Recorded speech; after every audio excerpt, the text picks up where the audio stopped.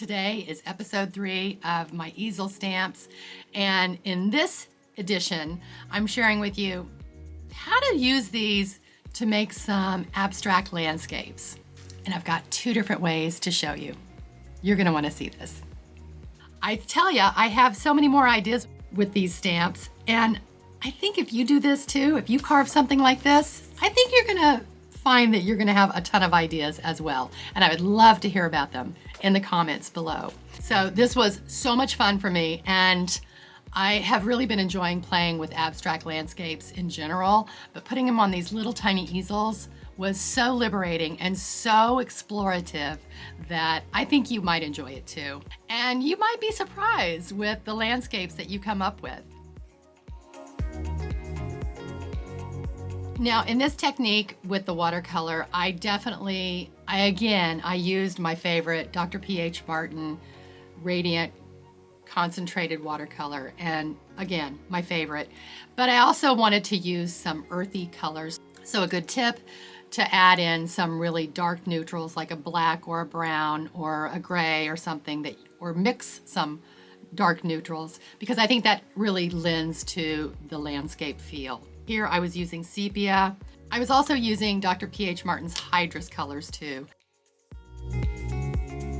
Okay, so I have my paints all ready to go, and I've got a couple of different brushes, and just find what works for you. And I'm gonna just start putting color down, and I'm gonna go in a lot of different directions. It doesn't really matter. The method is just sort of start putting down blobs here and there. You can make them more in the horizontal fashion so that it will lend itself to a landscape. So sort of keep that in mind, but you don't want it to be necessarily flat and boring. You want to give those landscapes some depth and some height, and it's going to give it much more interest. So just work your way around the paper. Let it reveal itself to you which way you want to go with it, and just kind of play back and forth from here to there using different colors, and come in with your greens and add some more elongated style.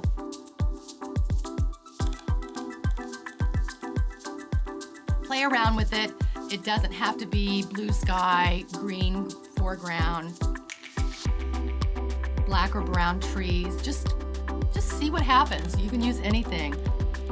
You can let some of the colors dry, or you can come back in and do a wet on wet technique on some of the other colors. It's just one of those things where you just play and see what happens.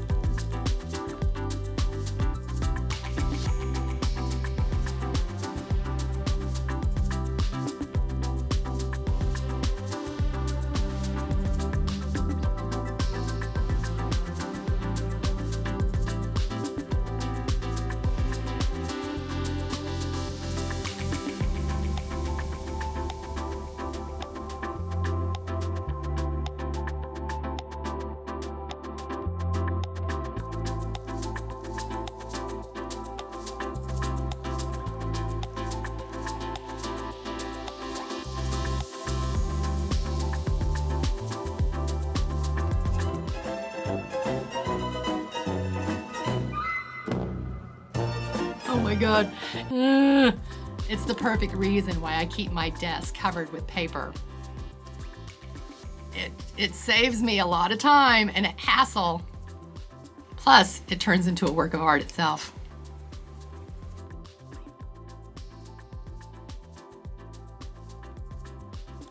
So this is what happens when you don't screw your lid on your paint bottle and you're lost in your work and you're having a good time, and then you have the mess. It happens.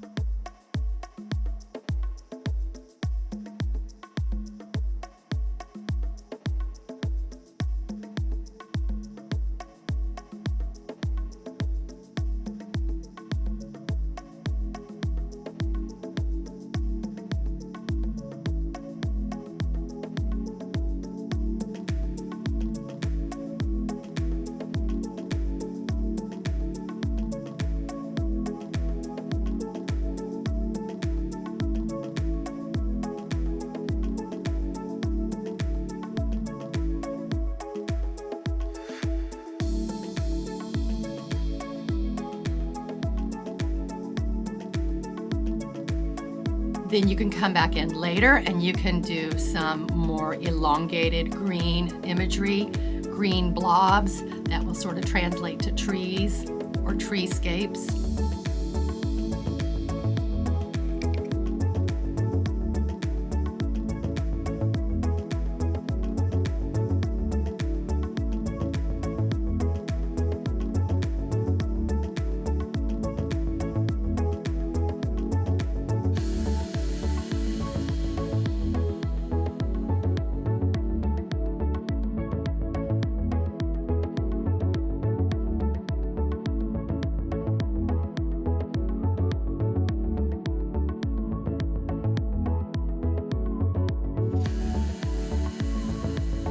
And then adding the darker foreground trees and hills, it gives that depth of looking into the horizon, looking into the landscape, that varied landscape.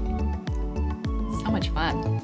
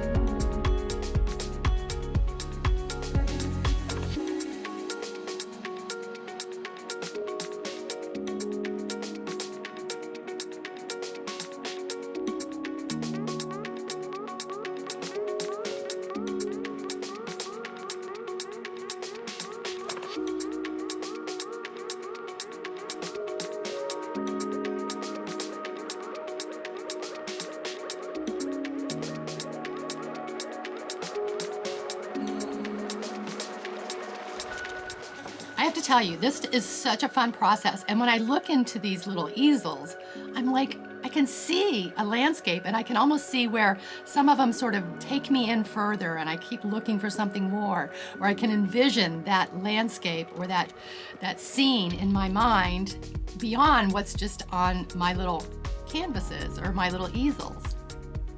All right, so now I'm going to share with you another abstract landscape technique for using this little easel stamp. And this one I sort of stumbled upon, and I had so much fun with it. I'm not going to do a whole bunch of them. I'm just going to use my little index cards. Again, another way to use these little white index cards that I use for everything.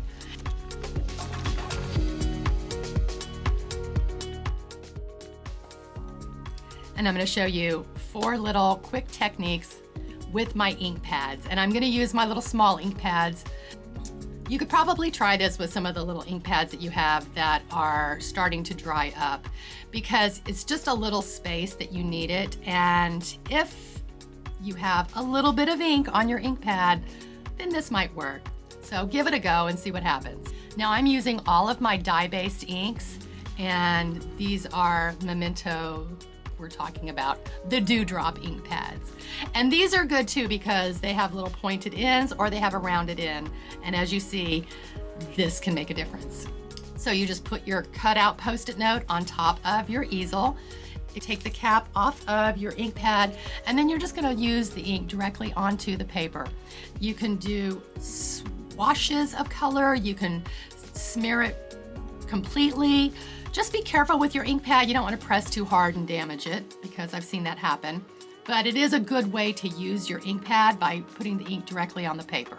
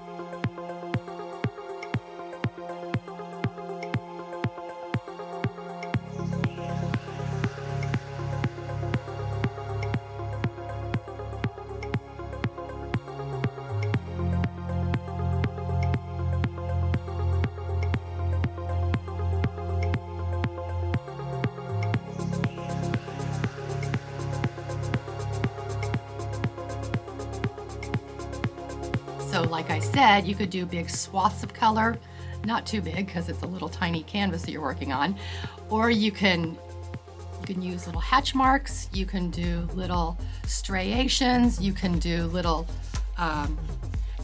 you can use different parts of the ink pad, you can use the edge of the ink pad. Just get creative, and I think you're gonna find there's a lot of options here.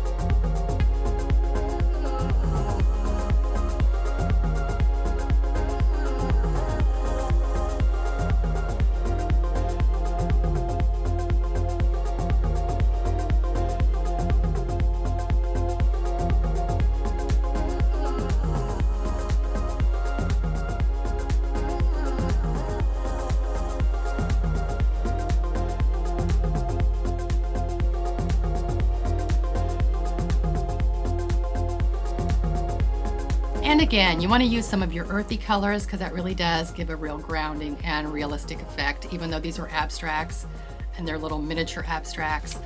What am I going to do with this big blob? Now, I could just ignore it, and I could. It's not that big of a deal. This is just a process. This is all just for the process. If something like this really bothers you, you can come in with a white Posca pen and fill in around it. I'm not going to do that. You get the idea. Probably you would have to do a couple of coats of white ink on top. Another great white ink is, again, Dr. PH Martin's great products, bleed-proof white. This works really well. And like I said, if this bothered you and you really wanted to take care of it, you could just do several coats of white ink or white pen on top of it. And then you probably will still see it a little bit, but it will soothe your soul, calm your eye when you look at it, I guess. So it's up to you. Oh, there's something else I wanted to tell you. If you like carving stamps or other mixed media, print making, mark making adventures, you might want to do this. Subscribe.